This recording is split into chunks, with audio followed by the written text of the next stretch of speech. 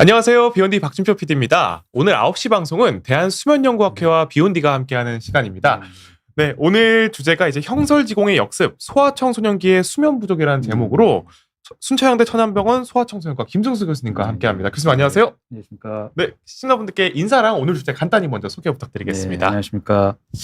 오늘 그 소아청소년들의 수면 부족에 대해서 좀 간단하게 다루는 시간을 갖겠습니다. 대부분 이제 잘못된 수면에 대한 그런 믿음이나 그런 생각들을 가지고 있는데 오늘 방송을 통해서 좀 바람직한 수면 지식에 대해서 좀 얻어가실 수 있으면 좋겠습니다. 알겠습니다. 사실 이제 수면 문제가 사실 이제 성인만의 문제가 아니라 이제 청소년이나 아이들도 다 겪고 있잖아요. 우리나라에서. 맞습니다. 그러다 보니까 좀 오늘 내용을 잘 들으셔서 좀 이게 보통 시청하시는 분들은 이제 40, 50대 이상이시지만 자제분들에게 꼭 이렇게 자야 한다. 이렇게 수면을 하면 안 된다. 잘 알려주셨으면 좋을 것 같습니다. 시청하시면서 또 궁금하신 점이 있으시면 자유롭게 질문 남겨주시면 저희가 강의 중간중간 질문 답변 드리도록 하겠습니다. 그럼 오늘 강의 바로 시작해 보도록 하겠습니다. 첫 이미지부터 슬픈 뭔가 한국의 현실을 보여주는 느낌인데요. 되게 제가 학교 다닐 때도 이랬었고요. 근데 요즘에는 더 심해진 것 같더라고요. 이런 상황이 꼭 또 뭐 나쁘다고만은 할 수 없다라는 게 이제 제 강의 내용 중에 또 나옵니다. 이게 그래서 일단 강의를 시작하도록 하겠습니다.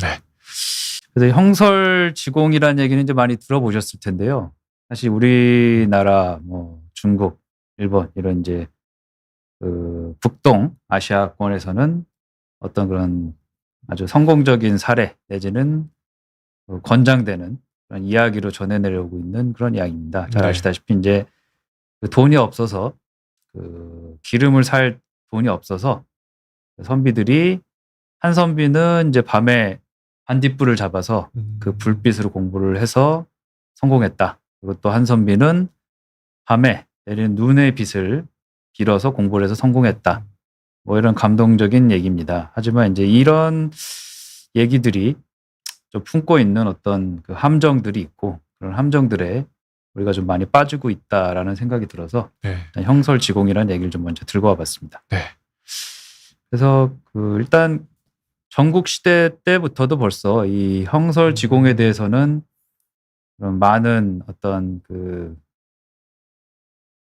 공격들, 많은 어떤 비판들이 있었는데 그 중에 이제 대표적인 사람이 한비자입니다. 한비자라는 책을 쓴 어떤 법가 사상의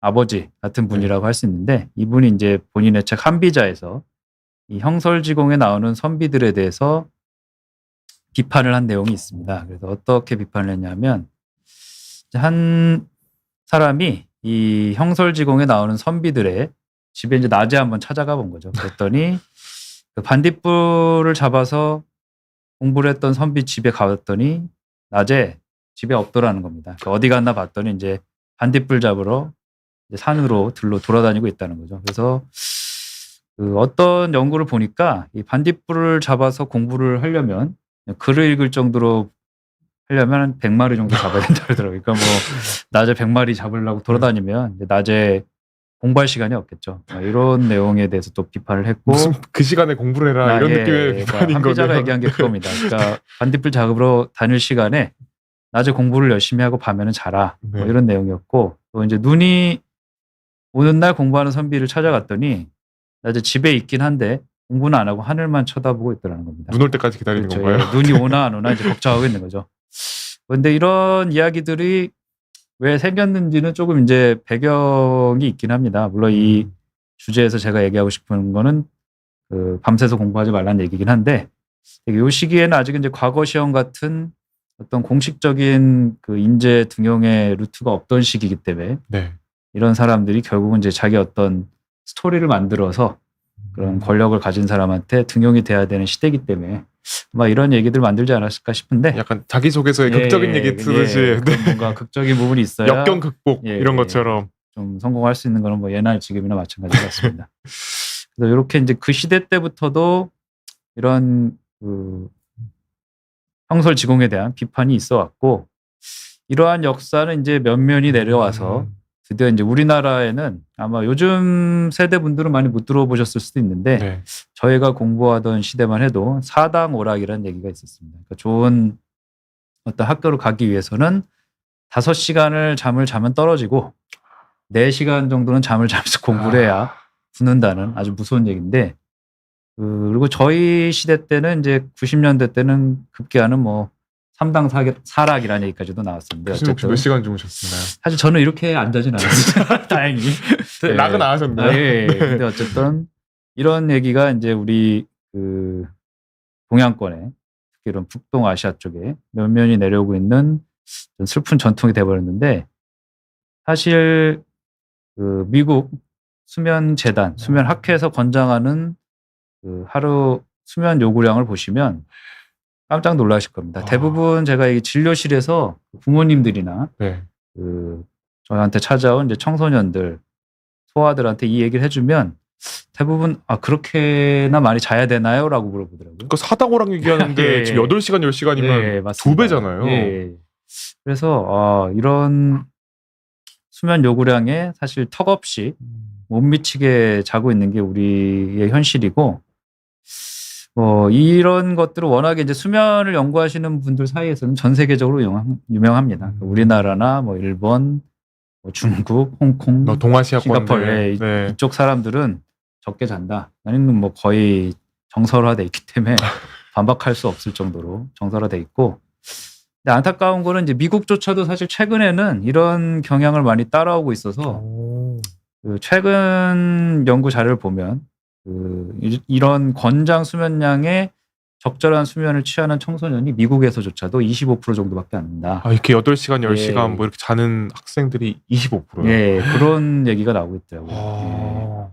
그래서 그런 게 왜 진행되고 있는지는 이따가 또 뒤에 다루겠지만 어쨌든 생각보다 우리가 수면이 부족한 그런 사회에 살고 있다라고 볼 수 있고 객관적인 지표에서도 이 청소년 건강 행태 조사라는 공개된 데이터가 있는데 여기서 보면은 2013년에도 벌써 중학생들이 7.2시간 평균, 고등학생들이 5.7시간밖에 안 잤었는데 점점 더 줄어들어서 2022년 데이터에서 보면은 뭐 중학생도 이제는 6.7시간, 그리고 고등학생은 5.6시간. 아까 보여드린 권장 수면 시간에 뭐 턱없이 모자란 그런 주중 평균 수면 시간을 보이고 있어서 2013년 때부터 그 기준을 못 지키고 있었네요. 이미 이미 못 지키고 있었습니다. 그래서 이제 그런데 점점 더 짧아지고 있는 그런 안타까운 그런 현상을 보여주고 있습니다.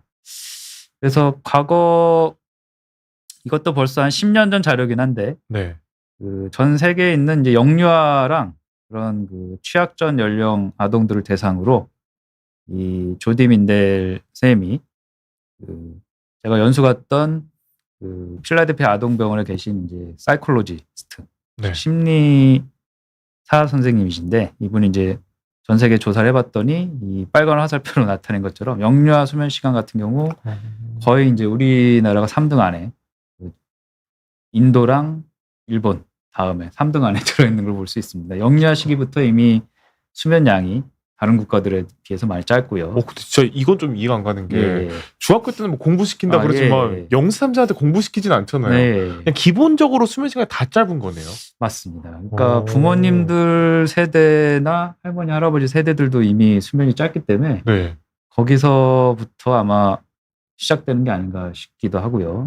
그리고 이런 흐름은 이제 학령 전기에 가서도 벌써 이어지고 있어서 물론 약간의 이제 문화적인 배경을 저희가 이해를 할 필요는 있는데요. 그러니까 되게 우리나라나 이런 아시아권 또는 이제 그 중남미 이런 쪽은 낮잠을 늦게까지 좀 자는 문화가 있고 반면에 이제 이런 영국이라든지 캐나다라든지 이런 좀 유럽 문화권에서는 낮잠을 좀 일찍 끊고 밤에 잠을 많이 자는 문화가 있긴 합니다. 근데 그럴 거를 감안하더라도 야간 수면 시간이 이렇게 좀 다른 그런 국가들에 비해서 우리 동양권 국가들이 많이 짧다는 거를 요 세계 데이터에서 볼 수 있고 오히려 그러니까 주간 수면 시간, 낮에 자는 시간은 좀 길죠. 그러니까 특히나 이제 요즘에는 대부분의 어린이들이 요 연령대는 어린이집을 다니기 때문에 어린이집에서 1시간 정도 낮잠을 재우거든요. 네, 근데 맞아요. 그거를 이제 의무적으로 거의 자야 되기 때문에 뭐 그런 걸 고려하더라도 꽤 늦게까지 낮잠을 자는 게 우리 같은 이제 동양 문화권의 특징인 것 같습니다. 이런 이제 전 세계 데이터를 비교를 해서 보여드렸고, 네. 그러면 이제 왜 잠을 자야 되는지에 대해서 좀 한번 설명을 하고 지나가려고 합니다. 이게 그림에 나온 것처럼 쥐나 고양이, 개, 뭐 코끼리, 네. 그리고 뭐 고래, 그리고 이제 사람. 그리고 여기는 제가 이제 이 챗GPT로 그린 그림인데 그림을 제가 이제 많이 안 그려봐서 네. 사실 초파리를 그려놨는데 초파리는 좀 잘렸습니다. 예. 어딘가 예. 조그맣게 있는 걸로. 예, 네. 초파리가 좀 이제 잘 안 나왔는데 어쨌든 초파리도 잠을 잡니다. 여담이긴 한데 저희가 이런 그 일주기, 네. 그 수면의 일주기나 그 유전자 검사할 때 가장 많이 희생을 해준 게 사실 초파리입니다. 초파리를 이용해서 그 친구들을 이용해서. 그러니까 그 친구들이 잠을 자는지를 어떻게 하냐면 안 움직이고 가만히 있으면은 잠잔다고 이게 카운트를 하고요. 죽었을 수도 있는 거예요? 예, 물론 그럴 수도 있어요. 근데 어쨌든 활발하게 움직이면 깨 있다 이렇게 카운트를 하더라고요. 이런 동물 실험할 때는. 네. 근데 어쨌든 조그만 동물조차도 이게 잠을 잔다는 거고요.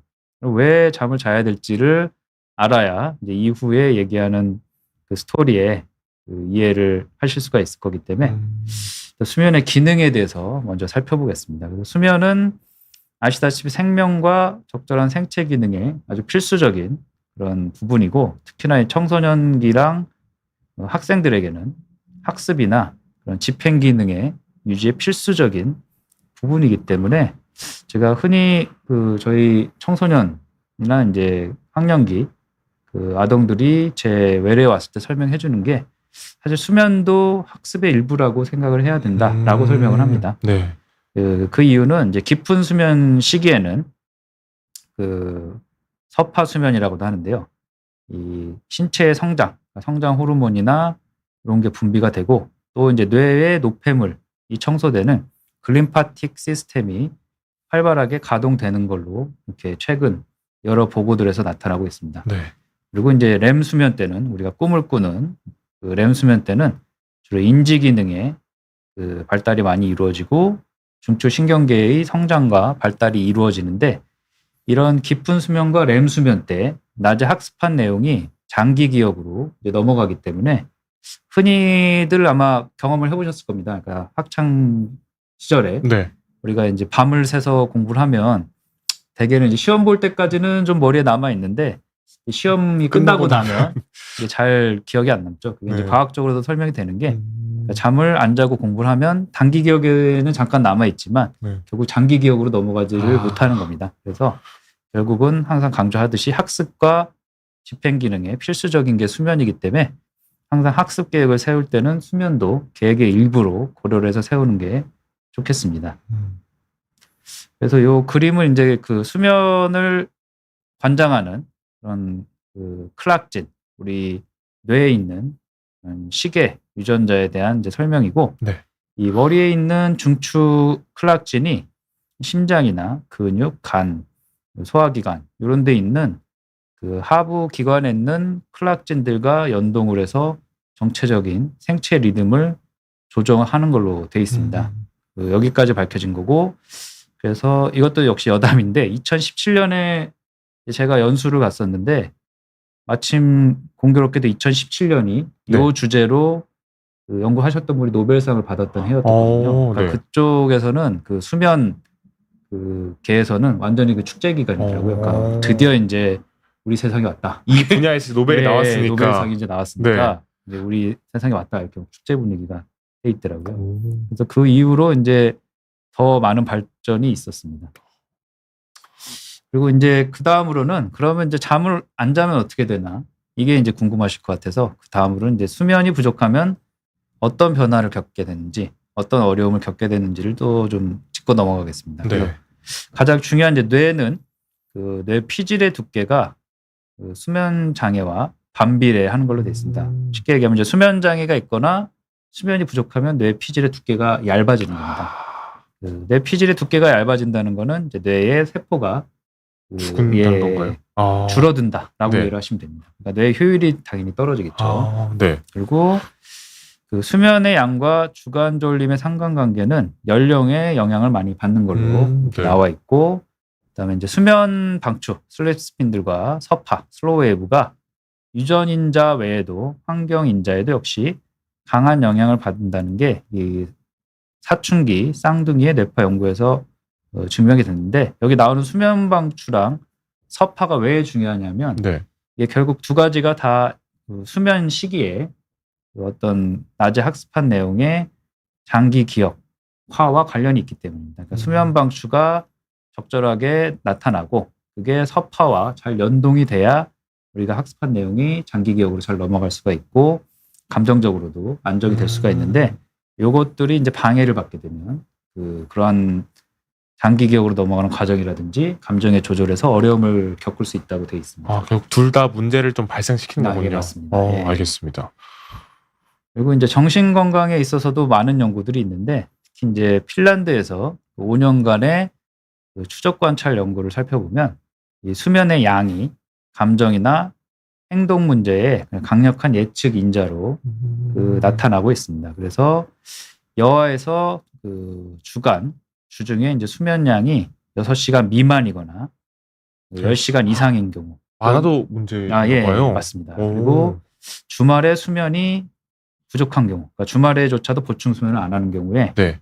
예, 그리고 낮잠이나 그 불면증 또는 악몽, 수면에 대한 잘못된 믿음들이 자살 시도와 각각 통계적으로 유의한 상관관계가 있는 걸로 보고가 되고 있습니다. 네. 그리고 역시 이제 그 수면 요구량에 영향을 미치는 요소 중에 사실 요즘에 가장 중요한 건 이런 영상 노출 시간. 스마트폰으로 보고 있는 맞습니다. 거. 예, 네. 스크린 타임인데 그게 결국은 정신 건강에 그 어떤 영향을 미칠 수 있다는 게 여러 문헌들에서 보고가 되고 있고, 이런 문헌들을 이제 모아서 연구를 하는 게 체계적인 문헌 고찰인데, 체계적인 문헌 고찰에서도 일관되게 그런 경향성을 보이고 있습니다. 그럼 영상 노출 시간이 많으면 좋다는 얘기인가요? 영상 노출 시간이 많으면 수면을 방해하고, 네. 그러면 이제 정신 건강에 안 좋은 영향을 줄 수 있다. 결국은 좀 결론입니다. 조금 뭐라는 예, 거네요. 예. 물론 이제 그렇죠. 공교롭게도 우리가 유튜브로 방송을 하고 있지만 못 참죠. 봐야죠. 그래도 최소화해서 필요한 것만 좀 봐야 되겠습니다. 사실 뭐 밤에 요즘 다 이러고 계시니까. 네.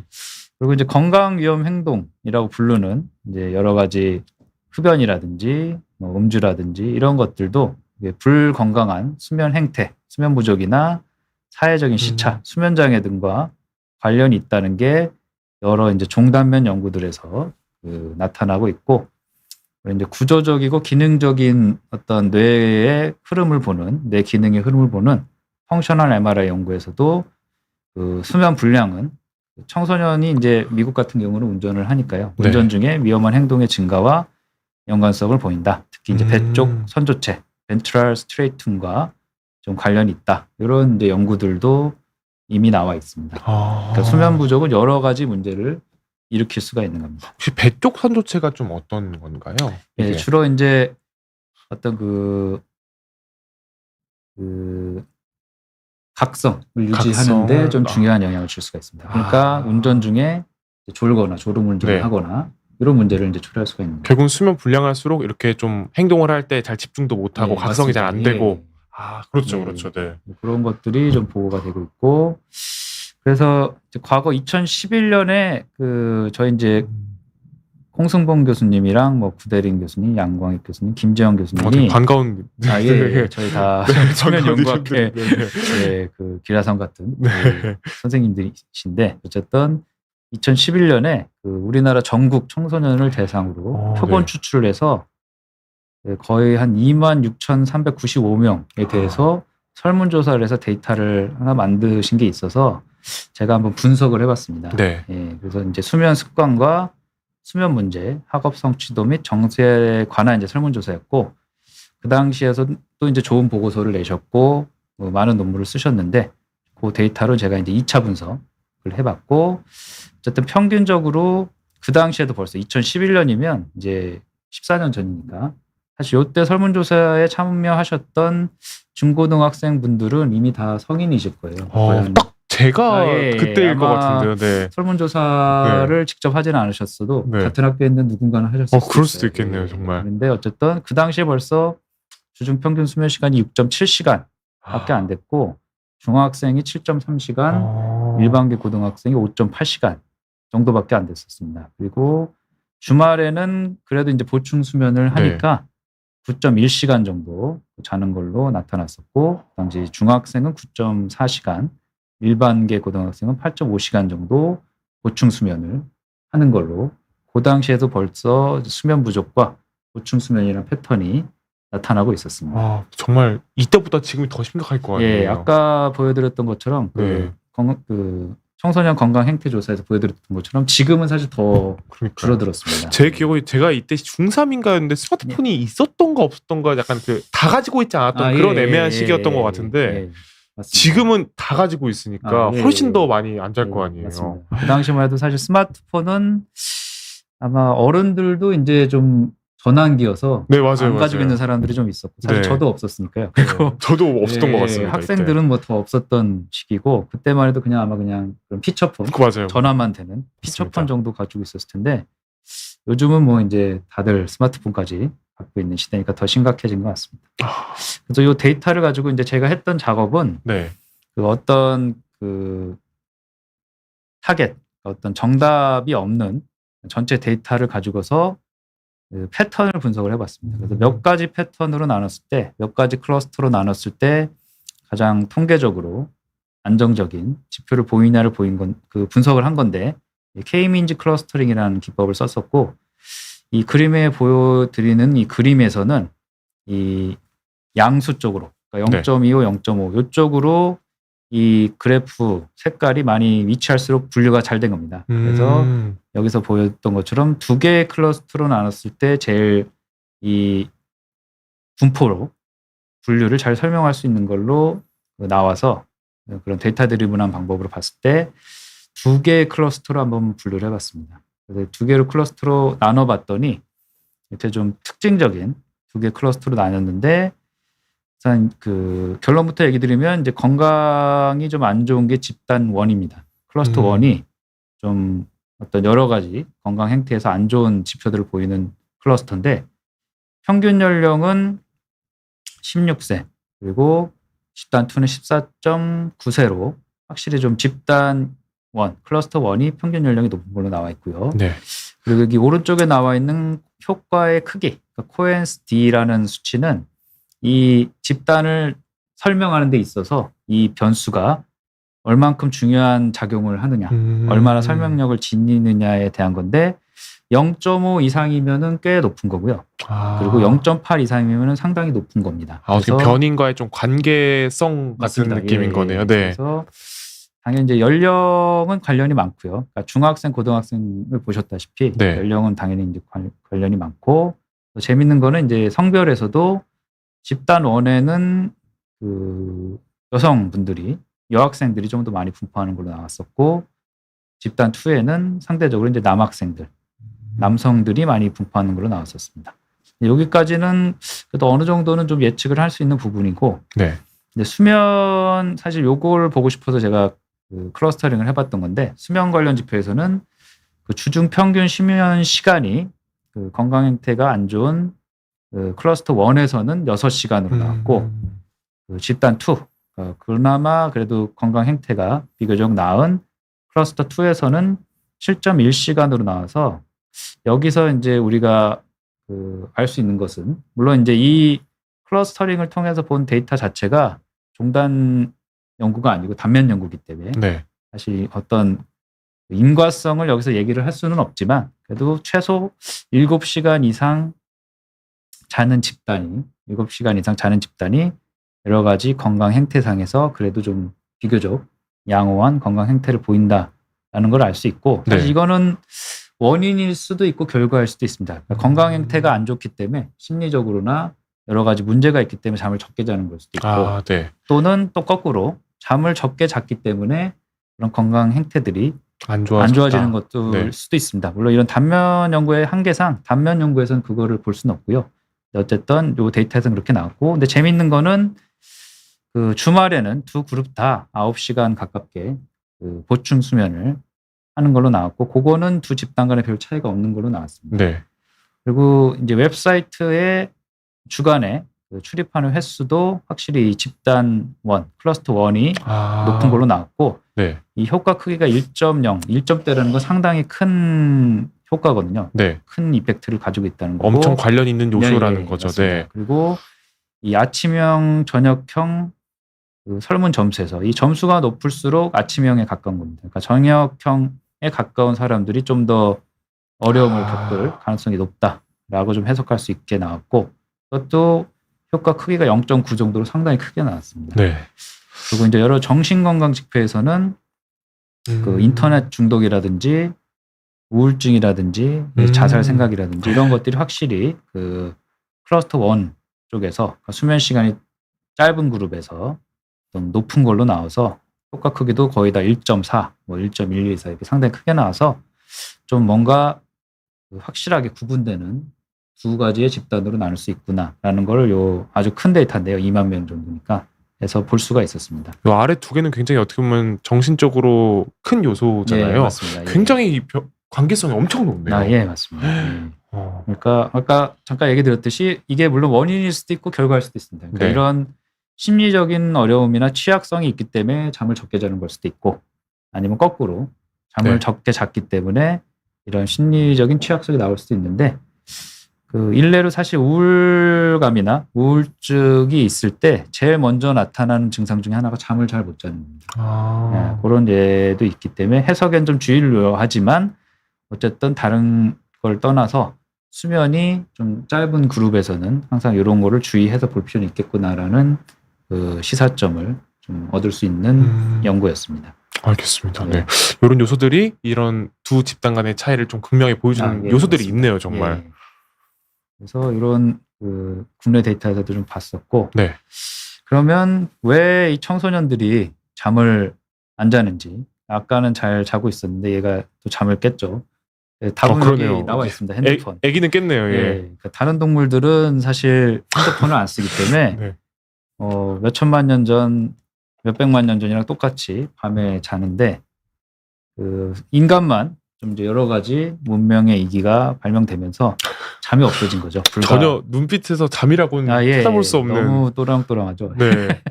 또랑또랑한데 이게 사실 요즘에 청소년뿐만 아니라 사실 우리들의 모습인 것 같기도 합니다. 제가 주말에 한 새벽 3시에도 저러고 있거든요. 예. 네. 이게 참 안타까운 현실인데, 네. 그래서 왜 청소년들이 요즘 잠을 못 자는지 좀 보겠습니다. 네.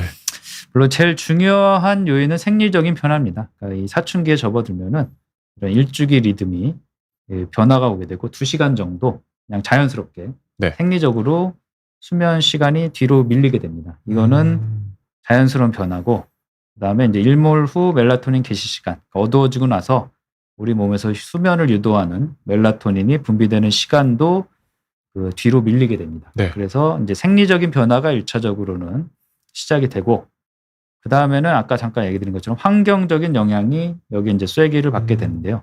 그 중에 이제 제일 그 어떤 큰 영향을 주는 거는 빛 공해라고 요즘 이제 표현하죠. 빛 공해. 그 다음에 전자기기, 그러니까 텔레비전이나 컴퓨터, 핸드폰 이런 거에서 나오는 그 블루라이트가 우리 머리에서 분비되는 멜라토닌의 농도를 떨어뜨린다는 거는 여러 가지 과학적인 실험에서 이미 증명이 돼 있습니다. 밤에 좀 어두워야 잠이 예. 좀 오기 시작하는데 예. 너무 빛이 많으니까. 맞습니다. 예. 네. 그러니까 희미한 빛으로 한다고 하더라도 핸드폰이나 이런 걸 실제로 블루라이트 양에서는 많이 차이가 나진 않고. 아, 그래요? 예. 그리고 여러 연구들 보면은 앱이나 이런 걸 통해서 블루라이트를 차단하는 줄이는 거. 거는 네. 크게 효과는 없는 걸로 되어 있습니다. 아, 그래요? 예, 물론 이제 제일 좋은 건 안 보는 거고, 네. 그래도 앱보다는 그런 실제 이제 물리적인 그런 필터 스크린 이런 것들이 좀 효과는 있는 걸로 되어 있습니다. 그 휴대폰 막 보면 블루라이트 차단 예. 기능 같은 게 있잖아요. 예. 그런 게 크게 막. 예, 생각보다 크게 효과 없는 걸로 데이터들은 나오고 있습니다. 알겠습니다. 그다음에 이제 사회적으로 이제 이른 등교 시간이라든지 학교나 학원 이런 또는 이제 아르바이트 같은 과중한 과제, 업무 이런 것들이 또 영향을 주고 있고, 또 하나는 이제 카페인입니다. 요즘 이제 레드불 제네레이션이란 말도 있더라고요. 워낙에 이제 카페인에 접근하기가 편해지고 네. 쉬워지고 하다 보니까 여러 음료에 다 들어있기 때문에 이런 것들도 역시 이제 청소년기에 수면을 방해하는 중요한 요인이 되고 있고, 오늘 근데 또 강조하고 싶은 것 중에 하나 이겁니다. 불규칙한 수면 습관. 아까 잠깐 나왔었는데 사회적인 시차, 소셜 젠렉이라고 하는데요. 네. 그러니까 젠렉, 시차에 대해서는 좀 들어보셨을 겁니다. 이제 네. 여행을 가거나 했을 때 그렇죠. 시간선이 바뀌면 좀 이제 잠이 잘 안 오거나 또는 뭐 머리가 아프거나 소화가 잘 안 되거나 이런 게 이제 시차인데, 실제로 몸이 한 군데 있더라도 그러니까 주말이나 방학 때 주중이나 학기 중이랑 자는 시간이 차이가 나면 시차가 생깁니다. 아, 생활 패턴이 너무 극명하게 갈려버리면. 예, 네. 그러면 이제 주중에 복귀를 했을 때 많이 힘든 거죠. 아, 정말 공감하는 게 이제 평일 같은 경우 다음날 출근해야 되니까 좀 일찍 자는데 이제 다음 주말에는 내일 어차피 아무 일도 안 한다. 새벽 4시까지 놀고 맞습니다. 그런 게 딱 그거죠. 맞습니다. 그러면 이제 사회적인 시차가 생기는 거고, 그렇게 하다 보면 이제 평균적으로는 물론 이제 여러 연구 결과들이 있지만 그냥 일반적으로 얘기하는 거는 하루 정도 시차가 생기면은 1시간 정도 시차가 생기면 회복되는데 하루 이틀 정도 걸린다고 봅니다. 그러니까 주말에 서너 시간 시차가 생기면 그러니까 다음 주중에 계속 이제 고생하는 거죠. 4, 5일 정도. 제가 왜 평일에 힘든지 이제 알았네요. 네. 이게 이건 청소년뿐만 아니라 사실 우리 성인들도 많이 겪고 있는 문제인 것 같습니다. 맞습니다. 그리고 그 외에 이제 이런 부분에서 저희가 도움을 드리는 건데, 수면 질환, 수면 무호흡증이라든지 불면증이라든지 하지불안이라든지 이런 수면 질환도 역시 좀 안 좋은 영향을 줄 수가 있습니다. 그러면 저희가 다음 내용 좀 살펴보기 전에 질문을 들어온 게 있어서 한번 답변 드리고 넘어가겠습니다. 코렁요님 질문인데요. 수험, 투잡 등으로 수면 시간 확보가 좀 힘들 때 좀 상쇄할 수 있는 방법은 좀 뭐가 있을까요? 뭐 테아닌은 락티움 등 수면에 도움되는 것들이 있다고 하는데 이런 영양제를 먹는 게 이런 수면 시간 보충이나 확보에 도움이 될까요? 이렇게 질문 주셨습니다. 실제로 이런 영양제가 어느 정도는 도움이 될 수 있다라는 얘기도 있긴 한데, 좀 더 근본적인 좀 도움을 줄 수 있는 방안을 사실 제가 마지막 슬라이드에서 다룰 겁니다. 그럼 코롱님 조금만 더 들으셔야겠네요. 조금만 끝까지 저희 그 방송을 보고 계시면 그 해답을 구하실 수 있습니다. 알겠습니다. 그럼 비밀로 두고 다음 질문 넘어가도록 하겠습니다. 철기님께서 안면 통증 때문에 신경과 다니면서 수면 유도제인 뉴론틴, 리보트릴 복용 중이라고 하십니다. 이거 안 먹으면 이제 1년 동안 먹다 보니 잠이 안 오는데 안 먹으면 얼굴 통증이 많이 좋아졌는데 이걸 끊고 싶은데 안 먹고 잘 수 있는 방법 이게 있을까요? 그래서 사실 이 부분은 많이 또 저희 같은 이제 수면 전문가들이 많이 다루는 부분인데, 그러니까 리보트릴이나 뉴론틴 같은 경우 둘 다 사실 졸린 약들이기 때문에 수면에 도움이 되고, 이런 약들을 먹다 보면은 좀 심리적으로나 육체적으로 의존성이 생깁니다. 그래서 요거를 이제 벗어나려면 단계적으로 좀 전략을 세우고 이런 약물을 줄일 수 있는 그런 행동 치료, 저희 CBTI라고 하는데요. 코그니션 비헤이버럴 세라피를 하면서 이제 서서히 줄여가야 되기 때문에 가까운 병원에 성인 신경과나 정신건강의학과의 수면 전문가 선생님을 찾아뵙고 CBTI를 받아보실 거를 권장드립니다. 그럼 저도 이거 관련 좀 궁금한 게, 저 같은 경우도 이거랑 좀 비슷하게 그 액티피드라고 비염약을 이 부작용 중에 졸린 게 있잖아요. 제가 그래서 가끔 잠이 안 올 때 비염이 좀 자주 있어서 상벽처럼 두는데 졸음이 안 올 때 그걸 먹을 때가 있거든요.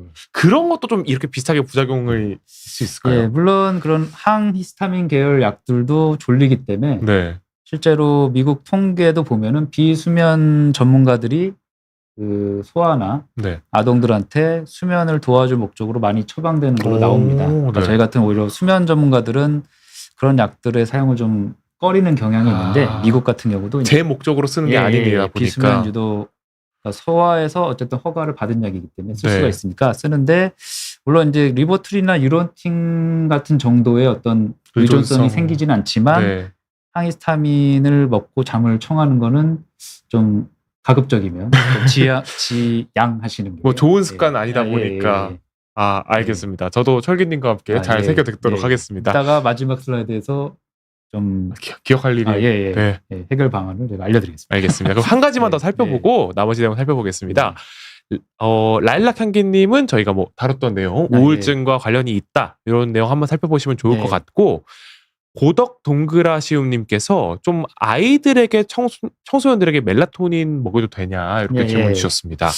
그래서 라일락 향기님 질문부터 먼저 답변을 드리면, 사실 그 수면 부족이나 우울증, 불안감 간의 뭐 관련성도 잘 연구가 돼 있고 이미 데이터도 많이 나와 있고 그렇고, 제가 좀 강조드리고 싶은 거는 이제 불면증입니다.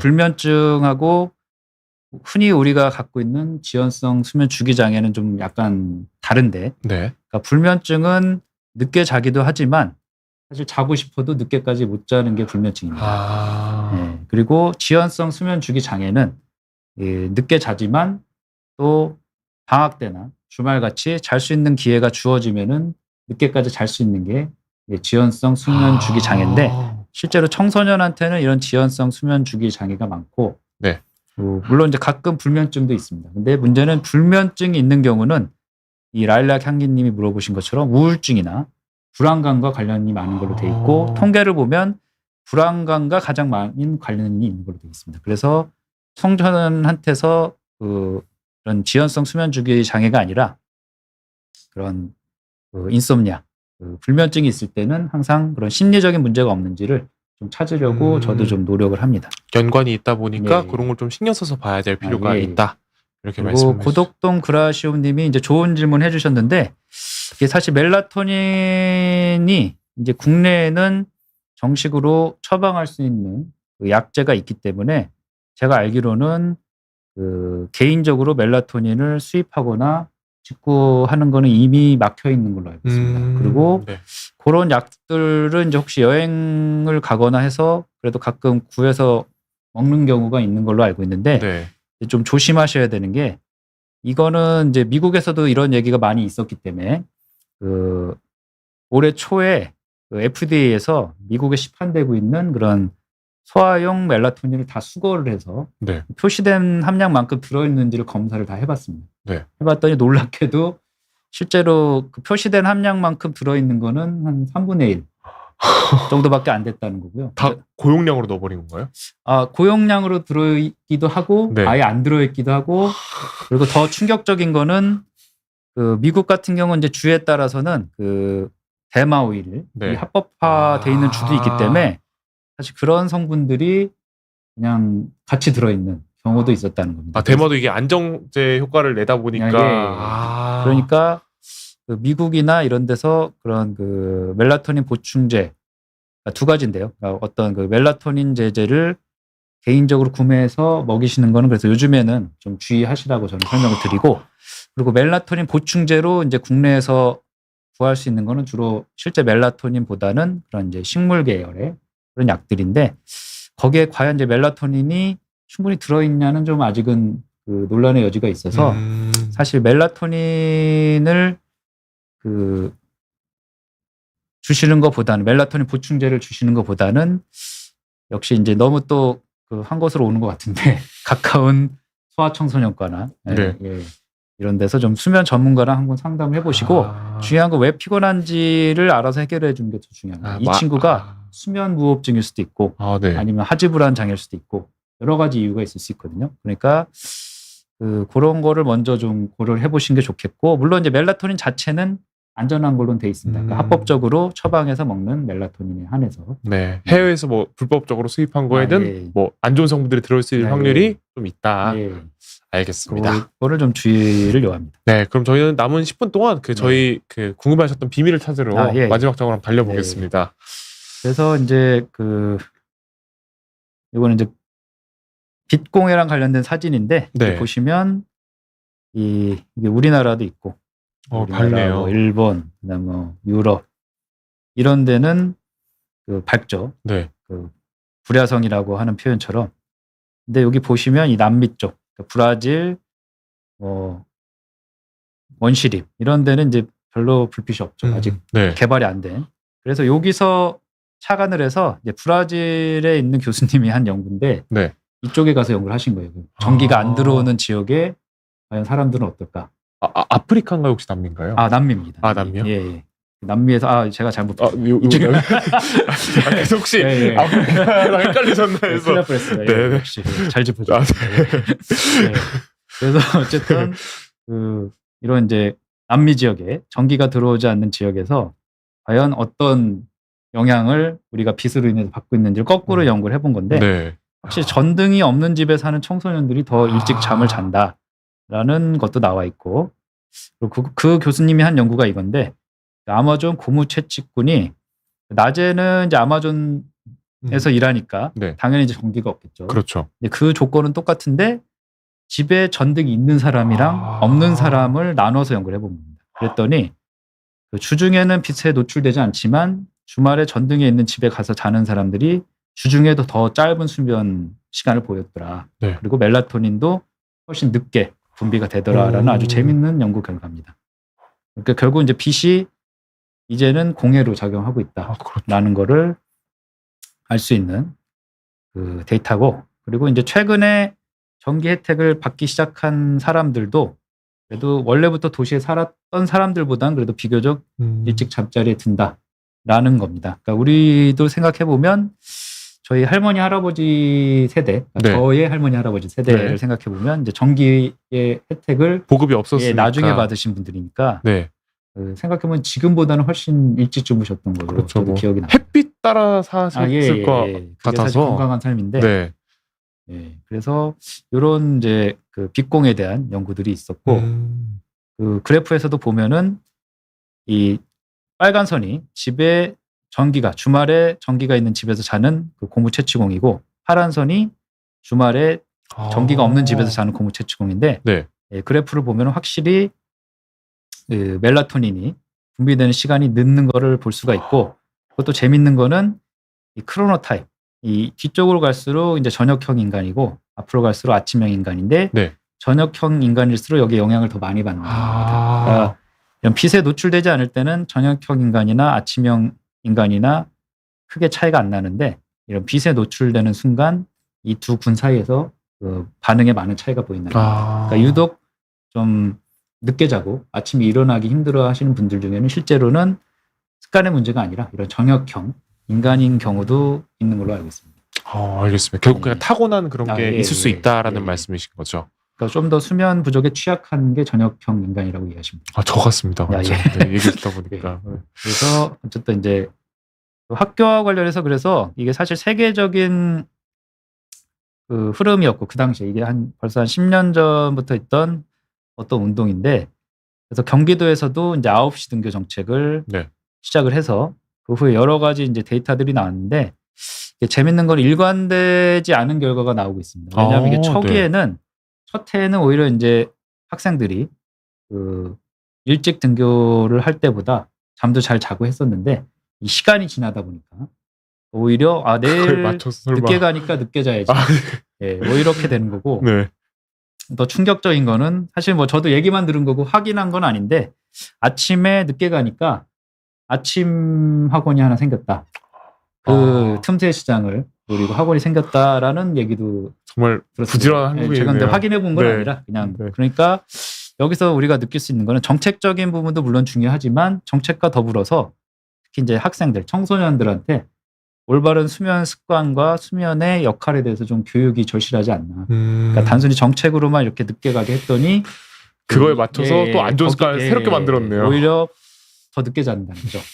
내일 늦게 가도 되니까. 그런 재밌는 결과인데, 그래도 장기적으로는 긍정적인 효과들이 그래도 좀 많이 있다라고 요즘에는 좀 데이터들에서 결론이 나오는 것 같습니다. 질문 중에 아까 미국에서 몇 년 전에 중학생 등교 시간을 늦춰서 실험한 적이 기억납니다. 어떤 결과가 나왔나요? 궁금하셨는데 역시 또 요거 같은 거예요. 좋은 질문 하셨는데, 혹시 저희 수면연구학회 회원님이실 수도 있는 것 같은데 저분이 실제로 미국에 계신 시청자분들이거든요. 왜냐하면 이제 사실 아까 제가 잠깐 얘기 드렸던 그 조디 민델 쌤이 그런 운동의 제일 선구자셨는데, 그 경기도처럼 비슷하게 나왔습니다. 그 등교 시간을 늦췄더니 우리가 유도했던 대로, 원했던 대로 일찍 자고 혹은 더 자고 이게 아니라 늦게까지 안 자고 늦게 일어나고.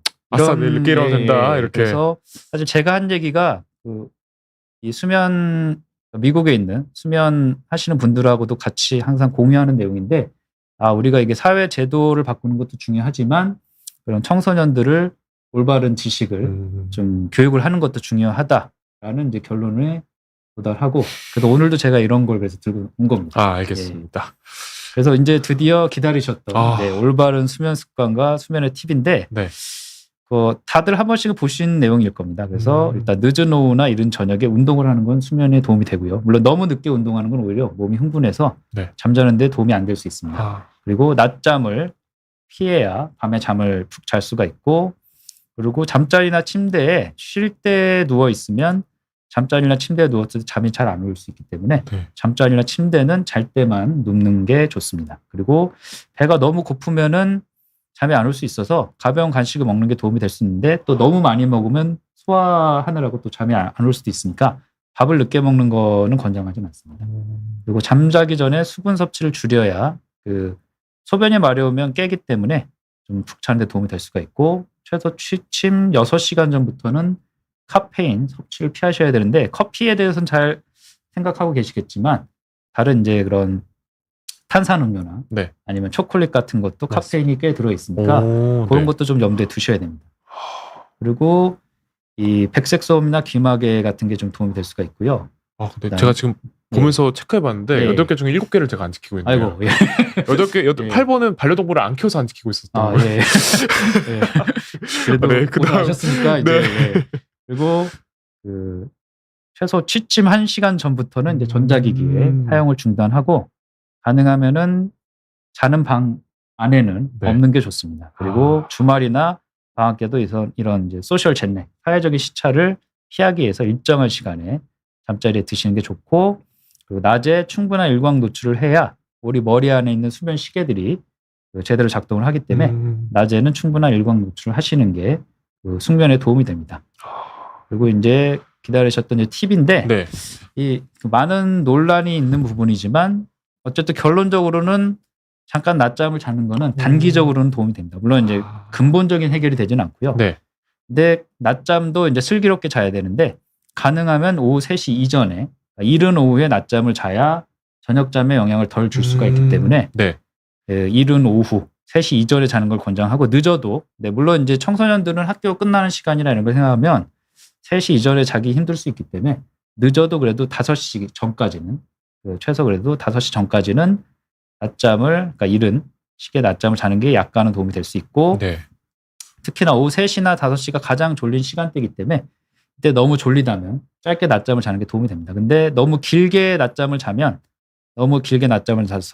깊은 수면, 서파 수면에 들어가게 되면 깼을 때 수면 관성이 생겨서 더 불쾌한 느낌을 느낄 수 있습니다. 가끔 우리가 너무 늦잠을 잤을 때 느끼는 그런 기분을 느낄 수 있기 때문에 30분에서 45분 정도 짧게 계속 졸린 느낌이고 낮잠을 자는 게 단기간에는 도움이 될 수 있고, 물론 이제 장기적으로는 이렇게 정기적으로 낮잠을 잔다고 해서 도움이 되지는 않습니다. 너무 힘들 때는 잠깐 쓸 수 있는 방법이 낮잠입니다. 알겠습니다. 그리고 좀 더 장기적으로 할 수 있는 전략은 이제 보충 수면, 캐치업 슬립인데, 여러 데이터들에서도 성인에서도 이미 많은 효과들이 이제 입증된 논문들이 나왔고, 청소년에서도 이런 데이터들이 이제 나오고 있는데, 캐치업 슬립을 하면 학교 적응에 긍정적인 효과를 보이는 걸로, 이거는 이제 이탈리아 논문인데요. 이탈리아 논문에서도 나왔고, 하지만 거꾸로 사회적인 시차, 그러니까 많이 자더라도 늦게 자고 늦게까지 자는 그런 사회적인 시차는 오히려 학업 성취에 부정적인 영향을 준다라고 하는 그런 데이터가 있었습니다. 그리고 이제 국내 연구에서도 이 캐치업 슬립 레이쇼라는 거는 주말 평균 수면 시간을 주중 평균 수면 시간으로 나눈 게 이제 캐치업 슬립 레이쇼인데, 이게 1.5 이상 넘어가면은 우울 증상이 증가한다. 그러니까 너무 많이 자도, 주말에 너무 많이 자도 안 좋다라는 거고, 또 거꾸로 너무 짧게 자도, 이게 1.0 미만이면 그러니까 주중보다 주말에 오히려 적게 자는 거죠. 그런 경우도 역시 안 좋은 걸로 돼 있고, 적당한 거는 이 캐치업 슬립 레이쇼가 1.0에서 1.5 사이일 때가 이런 우울 증상 완화나 정신 건강에 좀 도움이 된다라는 이제 국내 데이터도 있고, 제일 최근에 나온 거는 이제 올해 미국 수면 학회 때, 아직 이거는 이제 저널이나 논문화는 안 됐고 이 포스터로 발표됐던 내용인데, 이 데이터는 그 사실 관심 있는 분들은 아실 텐데 ABCD 데이터셋이라고 그래서 어떤 거죠? ABCD 이제 미국의 청소년 대상으로 한 롱기튜드나 코호트 데이터입니다. 네. 아직은 이제 국내에서는 접근할 수는 없는데, 네. 그러니까 미국에서는 요걸 갖고 연구를 많이 하시더라고요. 이게 왜 그 재밌는 데이터셋이냐면 그냥 슬립 다이얼이나 이런 걸로 측정한 게 아니라 핏빗이라고 하는 손목에 차는 이제 리스트밴드를 통해서 객관적인 그 측정을 통해서 본 이제 수면 시간을 갖고 연구를 한 건데 네. 거기서 보면은 그 캐치업 슬립이 0시간에서 2시간일 때 여러 가지 내재화 증상, 불안감이나 우울감의 완화에 도움이 된다라는 거를 그 객관적인 데이터에서 좀 보여주기도 했습니다. 그러니까 여기서 알 수 있는 거는 캐치업 슬립을 무조건 많이 하는 게 좋은 건 아니고 한 2시간 정도 네. 하고, 그래서 제가 항상 권장하는 거는 캐치업 슬립을 하되 네. 좀 일찍 자는 형태로 캐치업 슬립을 하는 게 다음 주 이제 주중에 수면에 어떤 혼란을 줄 수 있기 때문에 일어나는 시간은 주중이랑 똑같이 하고 자는 시간을 2시간 정도 깨는 시간을 맞춰 놓은 다음에 일찍 땡기는 하는 거네요. 게 좀 더 이제 주중에 복귀하기에 좀 쉬울 겁니다. 왜냐하면 현실적으로 사실 청소년들이 제 시간에 자기 어려운 경우가 많거든요. 여러 네. 과제도 있고 학원도 갔다 오고 막. 물론 이제 큰 틀에서는 사회적으로 그런 것들을 좀 개선해 가야겠지만 네. 당장에 저랑 진료실에 마주 앉아 있는 청소년한테는 그게 답이 될 수가 없기 때문에 그렇죠. 또 바로 학원 끝나고 학교 다니지 마 이럴 수 없으니까요. 그렇기 때문에 방학 때나 아니면 이제 주말에 그때는 그래도 좀 일찍 잘 수 있으니까 그럴 때 일찍 자는 형태로 캐치업 슬립을 할 것을 좀 저는 권장합니다. 알겠습니다. 여기 마지막 슬라이드. 예. 네. 그리고 마지막으로는 이제 이런 수면 질환이 있을 때는 결국 이런 수면 질환은 혼자서 해결할 수 있는 건 아니기 때문에 전문가와 상담을 하실 걸 권장을 하고, 이제 아까 잠깐 얘기 드린 것처럼 그러니까 늦게 자는데 늦게까지 잘 수 있으면 수면 이상 지연 증후이고요. 물론 이제 좀 더 세밀한 거는 저희가 진료실에서 분류를 하지만 그냥 그 불면증은 늦게 자고 그러니까 잠 자기도 어렵고 그다음에 늦게까지 자지도 못하고 이런 게 불면증입니다. 그래서 특히 불면증 있는 경우는 꼭 그 수면 전문가와 상담 받으시는 게 좋고, 아까 잠깐 얘기 드린 것처럼 이런 경우 불안감이나 우울감 같은 다른 심리적인 문제가 있는 경우가 많고, 그렇기 때문에 꼭 이런 경우는 전문가와 상담을 요합니다. 그리고 이제 하지불안 증후군을 좀 강조를 드리고 싶은데, 사실 이게 수면 전문가가 아니면 하지불안 증후군을 잘 아직까지는 모르시는 분들이 많고, 이게 아픈 거랑은 약간 좀 틀립니다. 아프다고 표현하는 친구들도 물론 있긴 한데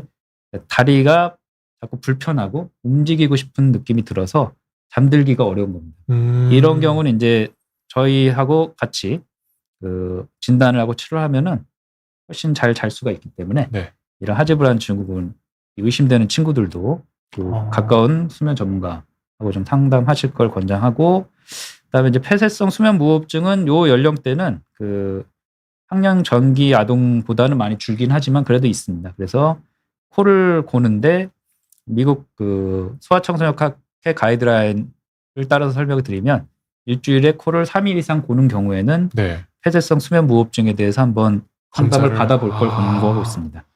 그리고 마지막으로는 이제 기면병인데, 기면병은 상당히 드문 병이기 때문에 사실은 주위에서 만나기는 쉽지 않겠지만 저희 같이 수면 질환을 진료하는 분이 아니라면 그래도 호발 연령이 14.7세인 걸로 돼 있고 대부분 이런 기면병인지를 모르고 10년 이상 진단을 못 받는 경우들이 많기 때문에 환우회 분들도 해주셨던 얘기인데요. 기면병이 의심될 땐, 그러니까 쉽게 얘기하면 자도 졸린 겁니다. 이런 분들을 보면 진짜 12시간, 뭐 14시간 자도 계속 졸리고 또 깊게 자질 못합니다. 수면이 많이 분절화되어 있기 때문에 자기는 자지만 깊게 자지 못하고, 또 탄력 발작은 있을 수도 있고 없을 수도 있는데 이 탄력 발작은 실신하고는 다릅니다. 의식을 잃는 게 아니라 순간적으로 그러니까 놀라거나 웃거나 이런 감정의 변화가 클 때 몸의 힘이 순간적으로 빠지는 건데, 이게 좀 조심해야 되는 건 수면 부족이 심한 경우는 기면병이 없어도 탄력 발작이 오는 경우도 있기 때문에 어쨌든 그래도 탄력 발작이 있다면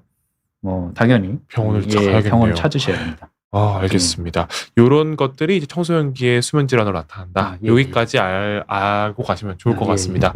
저희가 이제 시간이 다 되어서 마지막으로 좀 수면으로 고민하신 분들께 마무리 말씀만 드리고 마무리하도록 하겠습니다. 그래서 일단 수면에 대해서 관심을 갖는 게 출발점인 것 같고요. 네. 사실 아까 사당 오랑 얘기도 드렸지만 저도 학생 때, 그러니까 수면의학을 하기 전에 그리고 의사가 되기 전에 중고등학생 때를 생각해 보면 잠을 늦게까지 안 자고 있으면 왠지 좀 시간을 번 것 같고 뭔가 내가 하고 싶은 걸 할 수 있는 시간을 좀 얻은 것 같아서 좀 그런 청소년기에는 좀 늦게 자는 경향이 있었던 것 같은데 실제로 자기가 하고 싶은 거는 낮에 하면 됩니다. 낮에 하면 되고 낮에 하기 위해서는 밤에 일찍 자야 된다라는 것만 오늘 좀 기억하셔도 좀 많은 것을 얻어가실 수 있는 겁니다. 알겠습니다. 오늘 김승수 교수님과 함께 이런 수면 얘기 나눠봤는데요. 강의 내용과 또 마지막에 두 가지 꿀팁 주셨잖아요. 이런 거를 잘 기억하셔서 이런 건 뭐 당연히 뭐 성인한테도 적용될 수 있는 맞습니다. 것들이잖아요. 청소년을 비롯한 성인분들까지 수면 문제를 잘 해결하셨으면 좋을 것 같습니다. 오늘 정말 좋은 말씀해주신 김승수 교수님 감사드리고 또 시청자분들도 모두 감사드립니다. 저희 9시 라이브는 여기서 마치도록 하겠습니다. 감사합니다.